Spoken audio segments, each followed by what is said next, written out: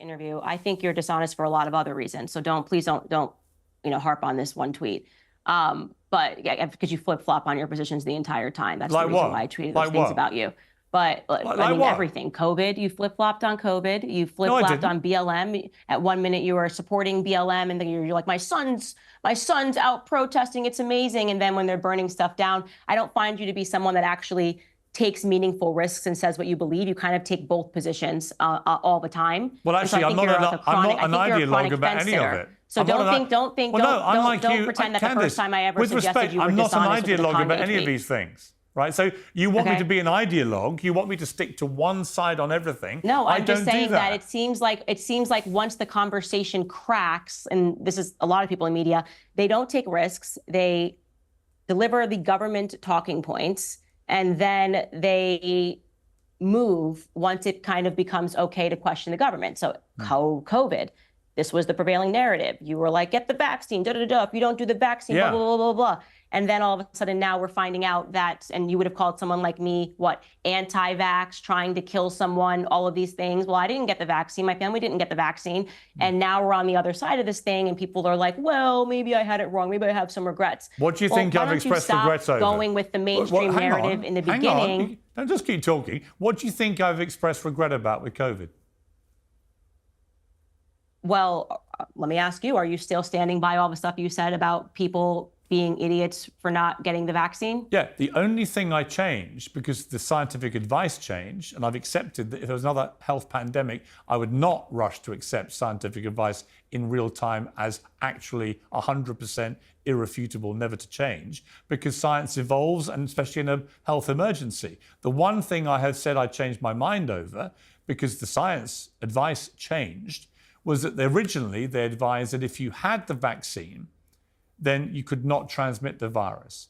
And I was then very censorious towards people who simply refused to have the vaccine, because I said, it's not about you, it's actually about your ability to transmit it and maybe infect more vulnerable people. And I thought it was selfish. Well, that's a pretty big change. Well, hang on, let me finish. And I was very censorious, way too censorious. I've admitted that. Shouldn't have been so censorious. And when the science advice changed and said, actually, there's now evidence that suggests, and in fact, it looks clear, the evidence, that if you have the vaccine, it makes little difference to your ability to transmit the virus or not, then I changed my position.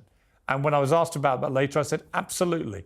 I should not have been so censorious to people who didn't have it, because at that point, it becomes personal choice. But if you ask me on the wider picture, do I think the COVID vaccines were a good thing? Absolutely. Do I think they saved millions of lives? Absolutely. Do I think the deliberate attempt to discredit all science involved in the COVID pandemic is a dangerous, dangerous thing for society? Absolutely. Do I know lots of people who died from COVID who would potentially have been saved by a vaccine if it had been there when they caught the virus? Absolutely. So do not take my one clarification about the ability of a vaccine to prevent transmission as being some great mea culpa that I think... That's a huge mea culpa, Piers. That's a huge mea culpa. That's a huge mea culpa, because that means that you let people to go out and to get an experimental vaccine in their arm and encourage them not to listen to independent voices that were saying, hold on. That's a huge mea culpa. People died from the vaccine. So you're talking about people that died from not getting it. There have been scores of people who died from the vaccine. There have been scores of people like my grandfather who got the vaccine and then were dead within 1 year because it led to their dementia suddenly spreading or advancing rather in a way. Stop.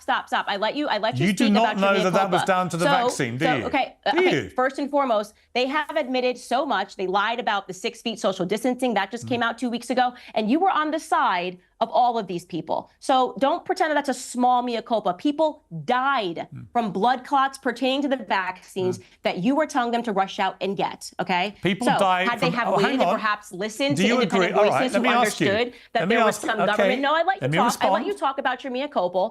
Had they have paused and listened to independent voices who have, I think, probably a greater strength when it comes up to standing up to government initiatives because we recognize that the government is not our friend, and we recognize that the government is not trying to save our lives, maybe those people would be alive. Maybe my friends who had miscarriages and my friends who were saying that it was impacting their menstruation until the government was ready to admit that 7 months later. If you had listened to people that were telling you their own experiences, someone I know that went completely blind in one eye because of some weird ocular clots.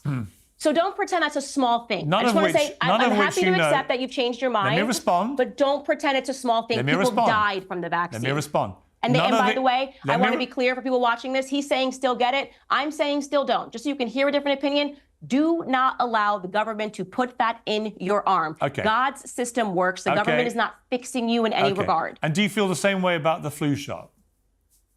Yes. Oh my gosh, I haven't gotten a flu shot since I was like 12. Okay, and things like polio and measles and all the other shots that you give kids? Let's skip to the point. You might not know this. I don't vax my children. They are not vaxxed. We travel the world. My children are never sick. I am proudly, as you media terms it, anti-vax. I'm very aware of the psychological wounds of coming up with names for people for making sensible decisions. I don't believe, Big Pharma is not God. I understand. Okay? Big Pharma is very much, in my view, getting in the way of God's designs. Listen, I absolutely respect your right to do what you want for your children. I did the complete opposite for mine. I believe that all vaccines carry risks. By the way, paracetamol carries risks. Ibuprofen carries risks. Any medication, you will find instances of side effects and deaths.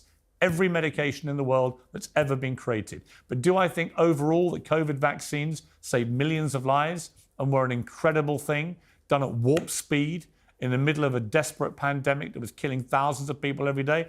Absolutely, I do. So you and I will disagree about that. You're just simply wrong. Well, you and I disagree about that. We're never going to agree on it. Yeah, okay. 100% disagree on that. But here's the beauty. We don't have to agree about it. That's right. Right? But I wish that when you said you were being censorious, I wish that you would have allowed people who strongly disagreed to present their arguments at that time, because I think that a lot of people who are now struggling and getting blood clots and things of that nature, their lives could have been saved. I don't disagree with you. I had a lot of people around me dying from COVID in the most hideous, horrendous circumstances. The co-presenter of the show, the morning show I was doing, her husband went into a coma and never really came out of it, and sadly died a few months ago after 4 years. Right? Had there been a vaccine when he got the virus in March in the first wave, he might well have lived. And that, I don't think the vaccine would. I personally don't believe that the vaccine would have saved him, and it's an impossible metric to know. Because you don't think the COVID vaccine saved any lives? I genuinely do not believe that the COVID vaccine saved any lives. You see, I'm sorry. You're a smart person, Candace. You cannot. Thank you. You cannot believe that the COVID vaccines saved no lives. That is a ridiculous thing to say. It's not. You can't, just because you're saying ridiculous and just because you're using a little hyperbole doesn't make that real. Every single scientist in the world. There is not a scientist or doctor. You just said the science changes. Hang on. Literally 5 minutes ago. Let me put a question to you, then you can answer it. Every single scientist and doctor in the world that I'm aware of agrees that vaccines save lives. They may disagree about various points of government behaviour during the pandemic. They may disagree about this particular vaccine or another one. What none of them have said is what you've just said, which is it never saved any lives. None of them. Well, I just want to be clear. Only you whenever think you're it saved claiming no that lives. There's 100% scientific consensus, you're lying. Whether you're talking about climate change, if you make a declaration that there is 100% scientific consensus on something, you're simply lying. And by the way, if people, well, let me use you lied, so I'm just going to correct your lie by pointing people to websites that can dispute this narrative, because it's a fashionable one to say 100% of experts agree. That is, as soon as somebody tells you there's 100% scientific consensus, they are lying to you. Let me ask you, can you name me one professional doctor or scientist who genuinely believes, like you, that the COVID vaccines did not save a single life? I can point you to many, because there are anti-vax doctors. Can you name one? Yeah. Well, here's what I'm going to point to an entire website, because this is actually important, because RFK Jr. has played a very large role in my awakening about vaccines and my decision not to vaccine my children. I recommend you go to a long list of doctors. childrenshealthdefense.org. That is his charity. Yeah. And they have multiple doctors listed. You can also go to Dr. Green Mom's website if you want a list of doctors who do not vax your children, because just so you know, they are vaccinating your children because it is profit for them. It is a profit incentive for every child that is vaccinated. I want to be clear, I'm talking about America. I can't speak to the UK laws and the UK policies, but what we are living inside of is actually a corrupt medical drug cartel. It is the aspirations of El Chapo when they wanted to have a marriage with the government in order to drug people. We achieved that here in the West. In America, CDC, they are corrupt. The